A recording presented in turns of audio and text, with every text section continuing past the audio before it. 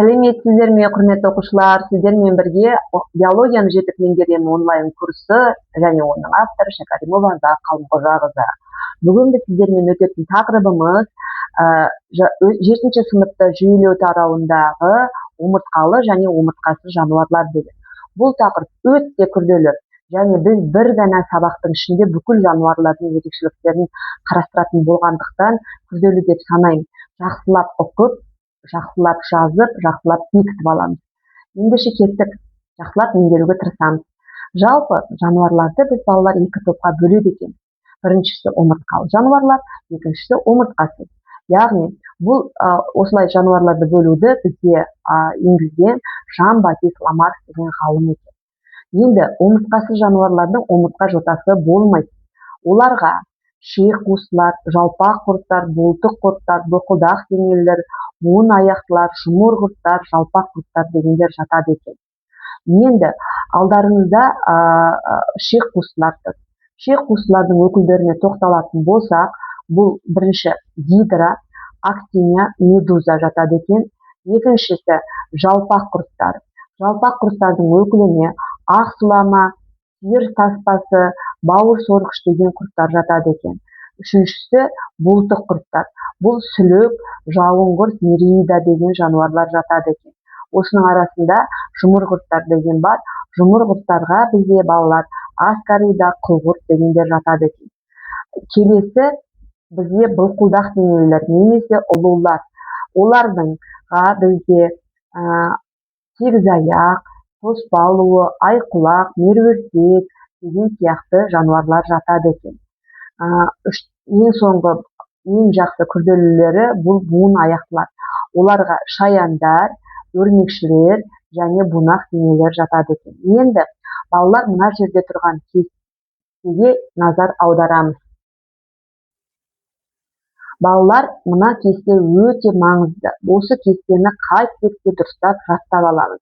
Бұл кесте неге маңызды? Себебі бұнда бүкіл омыртқасыз жануарлардың өкілдері мен ерекшеліктері жазылған. Енді негізгі біздің биология кітабында кездесетін өкілдері.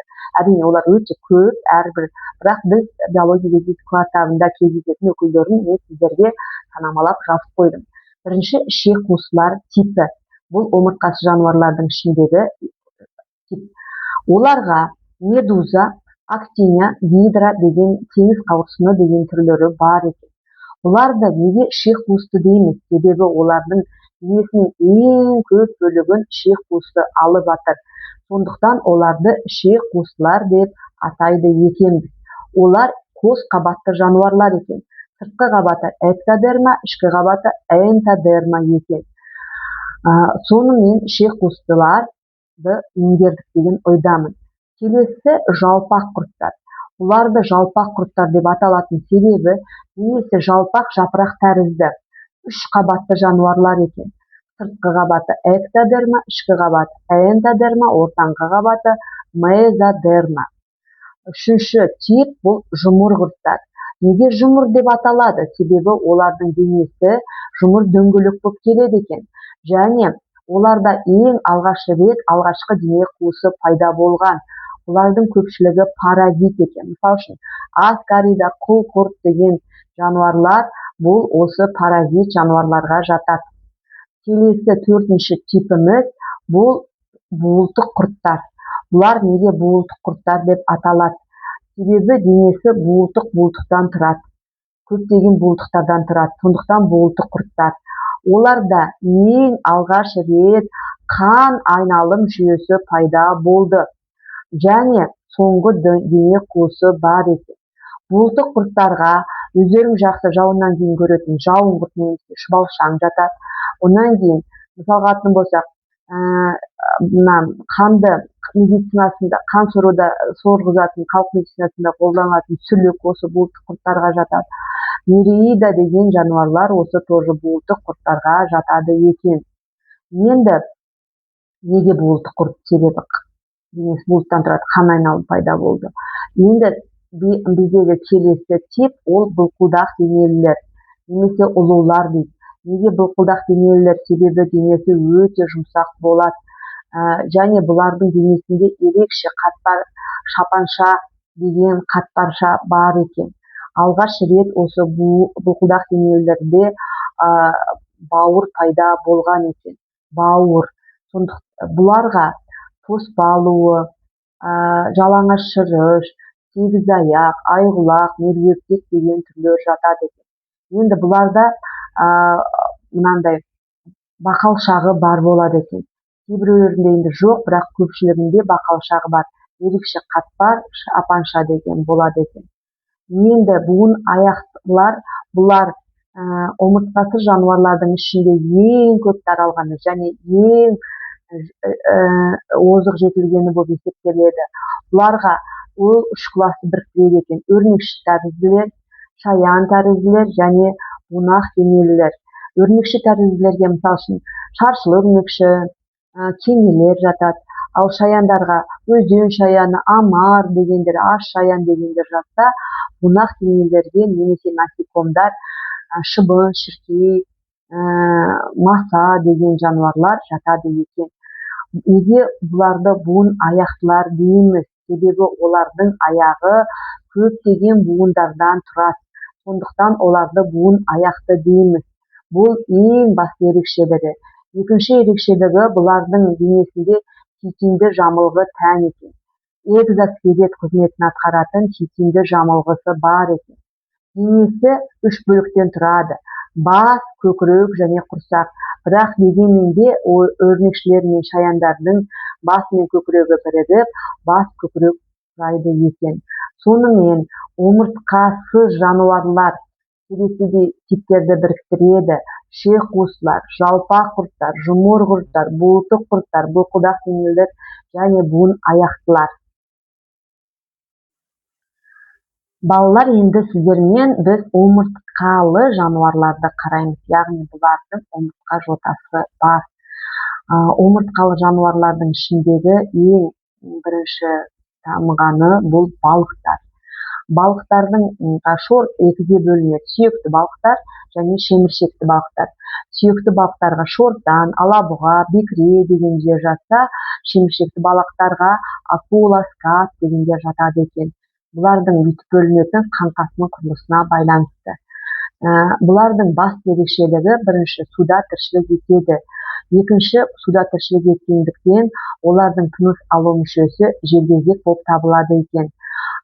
Суда тіршілік еткендіктен үшіншіден, қозғалыс мүшесі жүзбе қанаттары екен.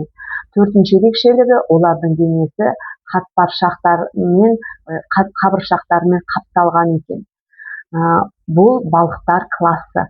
Енді омыртқалы жануарлардың екінші классы бұлар қос мекенділер. Қос мекенділерге бақа, тритон, саламандра деген жануарлар жатады екен. Бұларды неге қос мекенді деп атадық?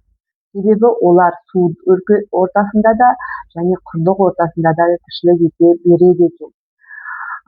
Екіншіден, олардың суда рухтандырады екен. Көбеюі суда жүреді. Дернәсілде суда дамиды екен. Құрлыққа шығуға байланысты оларда аяқтары бар, және аяқтары жақсы жетілген екен. Омыртқалы жануарлардың үшінші классы жорғалаушылар. Бұларға жыландар, кесірткелер, тасбақалар, крокодилдер жатады екен. Оларды неге жорғалаушы дейміз? Себебі олардың аяқтары қысқа немесе болмайды. Сол себепті ол жерде жорғалап жүреді. Бұлардың терісі құрғақ екен. Олар бұл қос мекенділердің айтпай кеттім сіздерге, терісі ылғалды. Ол суды ортада, құрлық ортада тіршілік еткендіктен байланысты. Ал жорғалаушылар тек құрлық ортада тіршілік етеді, сондықтан олардың терісі құрғақ болып келеді екен. Аяғы қысқа немесе мүлдем болмайды. Сол себепті жорғалайды. Бұлар, жорғалаушылар, жұмыртқа салып көбейеді екен. Енді келесі классымыз бұл құстар классы. Құстар классы бұл қарлығаш, аққұтан, көгершін, торғай сияқты жануарлар жатады. Құстардың басты ерекшелігі олар ұшуға бейімделген. Осы ұшуға бейімделгеніне байланысты оның құрылысында көптеген күрделі ерекшеліктер бар. Біріншіден, олардың алдыңғы аяғы қанатқа айналған. екіншіден қауырсынды жамылғы екен денесінде. Үшіншіден бұлар дене сүйектері өте жұқа, жеңіл болып келеді, ішіне ауа толған шуына байланысты. Онан кейінгі бұлар жұмыртқа салып көбейеді және ұрпақтарына қамқорлық жасайды екен. Құстардың тыныс алуында да ерекшелік бар. Мысалы үшін оларда ауа қапшықтарының әсерінен қосарлы тыныс алады екен. Тыныс алғанда да тыныс алады, тыныс шығарғанда да тыныс алады екен. Енді ең жоғарғы сатыда тұрған ол сүтқоректілер.